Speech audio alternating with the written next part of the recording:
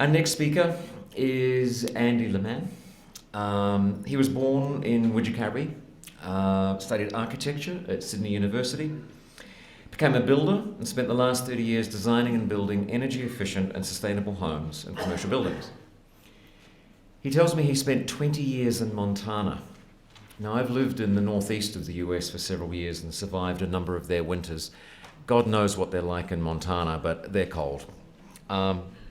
And what he did there is that he built safe, comfortable, healthy, I presume very warm, and very energy efficient shelters, particularly adapted and well adapted to the cold climates there. Before returning to Australia 3 years ago, after returning to Australia, he's designed and built a small, energy positive, affordable, accessible house, and it's called the Greeny flat, as opposed to the granny flat, I'm assuming here. And this has recently won the State Globe Award for Excellence in Sustainability. And today, Andy's going to be explaining about the Greeny flat, the costs, the benefits, and how it could be applied to a range of different situations. Welcome, Andy. Hello, welcome. I'll use this because I tend to wave my arms and wander around. So, I'm speaking about the shelter sector. And hang on. I'll start with this quote from Benjamin Franklin, that every problem is an opportunity in disguise. So in this presentation, I'd like to show what I think are some serious problems in the building industry in Australia at the moment, and then present what I think are some possible solutions by way of our prototype Greeny flat, and then talk about the opportunities that arise from that. Problems. This is a good place to start. New South Wales has the biggest homes in the world, and this is no joke. Average new home size in New South Wales is 248 square metres. In Australia it's 215, and those are actually, in fact, the biggest new homes in the world. Meanwhile, our average family size is going down. Our population is ageing, so we don't need the biggest homes in the world. And not only are they getting bigger, they're getting more energy consumptive. Our greenhouse gas emissions are going up. We are, in fact, one of the worst polluters per capita in the world. Just after the 5 or 6 Gulf states, we're next. And as I'm sure you're aware, our house prices are skyrocketing. So our average new home price in Sydney now is over $1 million. In 1975, it was $28,000. To put that in perspective, in 1975, it took about 4 times the average income to buy a house. Now it takes just about 14 times the average income to buy a house. In 2012, it's hard to find figures that are current, right up to date, but in 2012, the average cost to build a house in Australia was $282,000. And the average cost for energy per year was around just over $2,000 in energy costs. So our homes are expensive. Expensive to build, expensive to buy, expensive to run. And these expensive, huge, monstrous homes are sprawling out of our cities. And we're losing agricultural land, and we're losing open space, we're losing habitat. And in return, we're gaining some of the worst traffic congestion in the world, in a country that has one of the lowest population densities in the world. And these homes are inappropriate to our climate. The home in the background of this picture is pretty typical of what you see in developments around the place. It's a brick veneer home with a dark tile roof. I won't go into the details now, but that is an insane thing to do in this climate. And meanwhile, they're being sold to us as energy efficient and sustainable. This is an ad that was in our local paper recently for a home called The Resort. It's a 450 square metre house, 5 bedrooms, 5 living areas, 3.5 bathrooms. And if you read the fine print, it says, the layout ensures energy efficiency and environmentally sustainable living. Now, if that's not greenwashing, I don't know what is. So what really is energy efficient and sustainable? Well, I'd like to offer the greeny flat as one possibility. This is a prototype house that we built in Medigon. And as mentioned before, it just recently won a Green Globes Award from the New South Wales government. So what is it? For a start, it's small and simple, and that is rule number one if you want to build something sustainable. It's elderly friendly, so wider doorways, minimum steps, lever handles, things that allow it to adapt to changing occupants. It's located so that it's in easy walking and biking distance to everything we need, including a train station which can get us to Sydney, Canberra, Melbourne, or an airport.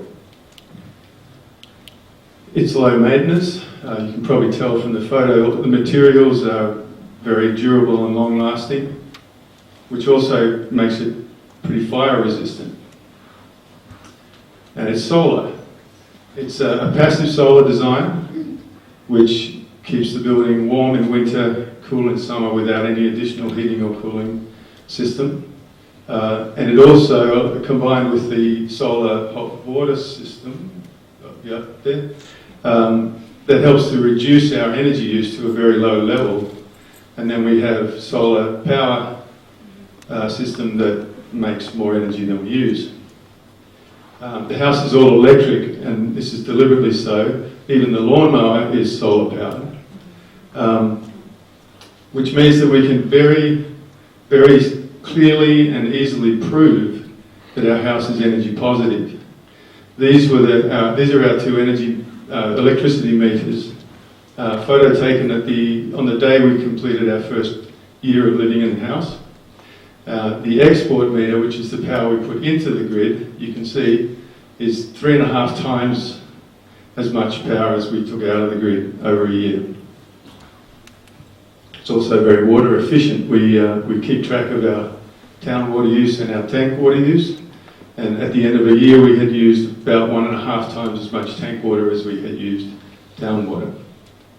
Which all goes to make the house very affordable to run.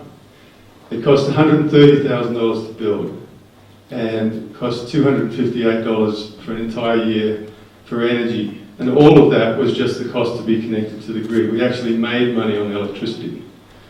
So compared to the average house in 2012, it's about half the price to build and about 1/8 of the cost for energy for a year. And it's not unique. This is a house in Bundanoon that's also energy positive and affordable and adaptable. Built by a friend of mine who I didn't know before I built the greeny flat, but afterwards he contacted me and said, "Oh, I've got one of them."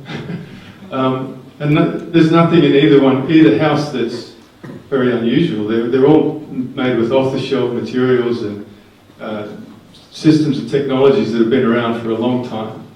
The only different thing about them is that we just did them. So what opportunities come from all of this?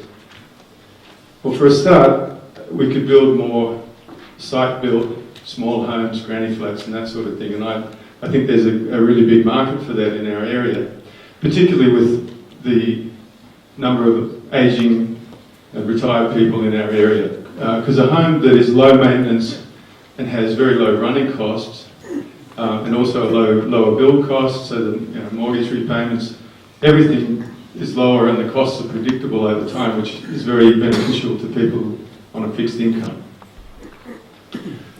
But possibly more exciting is the idea of building a factory where we could prefabricate houses along these lines. And then we could install them on site, either flat packed or just craned in if they're relocatable type of a structure. So we could do prefabricated granny flats. They could be very well suited to rural accommodation if they were relocatable, rural workers accommodation or mining camps. Well suited to remote or off-grid locations and to fire-prone sites.